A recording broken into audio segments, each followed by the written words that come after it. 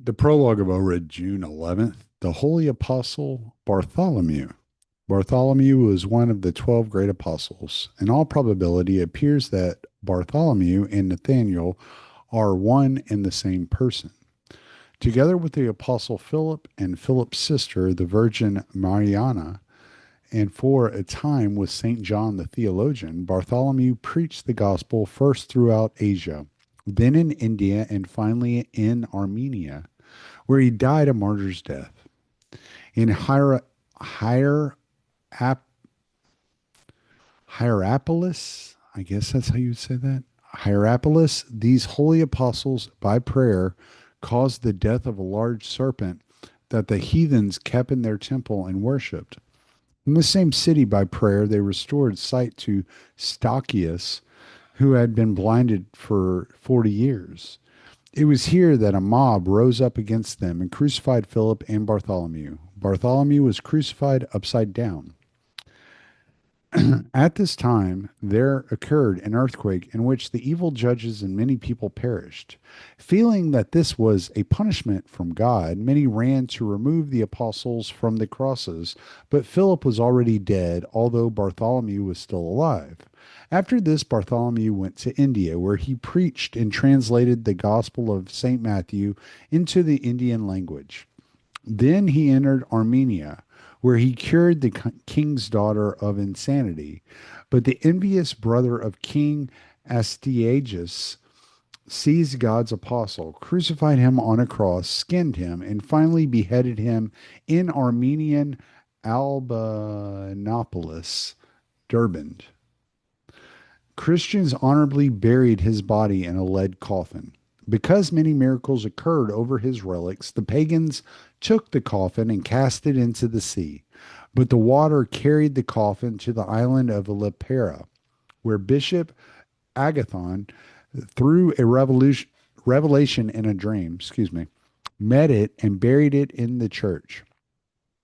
Saint Bartholomew, attired in a white garment, appeared in a church to the venerable Joseph the hymnographer and blessed him with the gospel that he might be able to sing spiritual hymns, saying, "Let heavenly waters of wisdom flow from your tongue." He also appeared to Emperor Anastasius 491 to 518 AD and told him that he would protect the newly established town of Dara. Later, the relics of this great apostle were translated to Benevento and then to Rome. Great and awesome miracles have occurred over these relics. Saint Barnabas the Apostle. Barnabas was one of the 70 apostles. He was born in Cyprus of wealthy parents from the tribe of Levi and studied together with Saul under Gamaliel. At first, he was called Joseph, but the apostles called him Barnabas, son of consolation, because he was exceptionally capable of comforting the souls of the people. After Saul's conversion, Barnabas was the first to introduce Saul to the apostles. Barnabas later preached the gospel with Paul and Mark in Antioch and in other places. In all probability, he was the first to preach in Rome and Milan. He suffered on the island of Cyprus at the hands of the Jews, and he was buried by Mark beyond the western gate of the town of Salamis. On his chest there was placed a copy of the Gospel of St. Matthew, which he had copied with his own hand. His grave remained unknown for several hundred years, but since many received healing from sickness at this place, it was called the place of healing. In the time of Emperor Zeno and the Chalcedonian Council, 451 AD, the apostle appeared in a dream to Archbishop Anthemius of Cyprus on three successive nights and revealed to him the location of Barnabas's grave. This appearance of the apostle occurred exactly at the time when Peter, the power hungry patriarch of Antioch, was seeking to bring the church in Cyprus under the jurisdiction of the throne of Antioch. After the appearance and discovery of the miraculous relics of the holy apostle Barnabas, it was established that the church in Cyprus, as an apostolic church, should always be independent. Thus, the autocephaly of the church in Cyprus was established. The commemoration of the holy icon of the Theotokos, Axion Esten, and the miracle that occurred before it during the reign of Patriarch Nicholas Chrysoverges, 983 to 996 AD. The miracle consists of this. One night, a monk was reading the canon to the Mother of God and was singing more honorable than the cherubim in his cell in the monastery of the Pantocrator, now called Axion Estin, after the icon. His elder had gone to Caries. Suddenly, a man appeared in church and began to sing, "It is truly meet." Until then, that hymn had been unknown in the church. Upon hearing this hymn, the monk became enraptured as much by its contents as by the beautiful heavenly singing.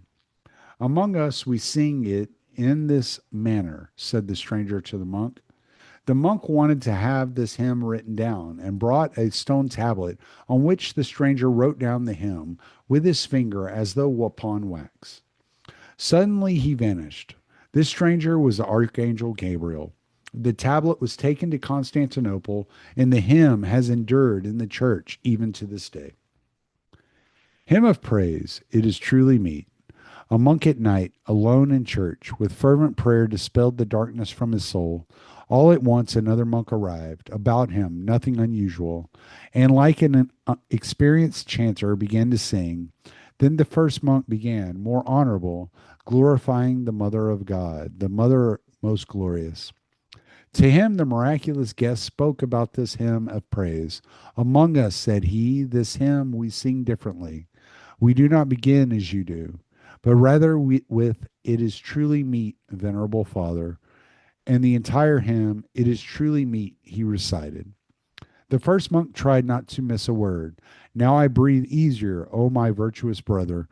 Your hymn allow me to copy." But no paper or even a pencil had he. The church is a place for prayer, not for writing. Then the midnight guest over the church made the sign of the cross, and on a stone with his finger he began to write. As on soft wax, on the stone he wrote. At this man the monk was amazed. To the unusual guest the monk asked, "Who are you?" "My name is Gabriel. For you that should be enough." And straightway he disappeared. With great fear the monk recognized the archangel under the monastic robe. That which he wrote no one erased. With heavenly fragrance the church was filled. Reflection. A true friend prays to God for his friend. A true friend is concerned for the salvation of the soul of his friend, to dissuade a friend from false paths and to direct him on the path of truth. That is precious friendship. The saints of God are the greatest friends of mankind. Two youths, Barnabas and Paul, were friends while they were together attending the school of Gamaliel. When Barnabas became a Christian, he persistently and tearfully prayed to God that he would also enlighten Paul's mind and turn his heart in order that he might become a Christian. Barnabas often spoke to Paul about Christ the Lord, but Paul ridiculed him and considered him as one led astray. However, the good Lord did not leave the prayers of Barnabas without fruit. The good Lord appeared to Paul and turned him from the path of falsehood to the path of truth. The converted Paul then fell before the feet of his friend and cried out, "O Barnabas, teacher of truth, I am now convinced that everything you said to me about Christ is the truth." Barnabas wept with joy and embraced his friend. The friend saved the soul of his friend by his fervent prayer. If Barnabas had succeeded in establishing Paul as emperor of Rome, he would have done less for him than he did in bringing him to the truth by prayer. Contemplation. To contemplate the miraculous healing of the blind and dumb man. Then was brought to him one possessed with a devil, blind and dumb, and he healed him, insomuch that the blind and dumb both spoke and saw. St. Matthew 12:22. How the Lord healed the man who was blind and dumb. How the Lord can instantly heal even my soul, blind and dumb, because of my remoteness from Christ, only if I bring my soul to him. Homily about the master and the slave. He who spares his rod hates his son, but he who loves him takes care to chastise him. Proverbs 13:24. God's love for men transcends the love of men for men as the heaven transcends the earth. And yet the man-loving God chastises men. God chastises men not in order to destroy them, but to correct and save them. O blessed chastisement which emanates from love. For whom the Lord loves, he chastises, and he scourges every son whom he receives. Hebrew 12:6. With what does God chastise? With a rod? With what kind of rod?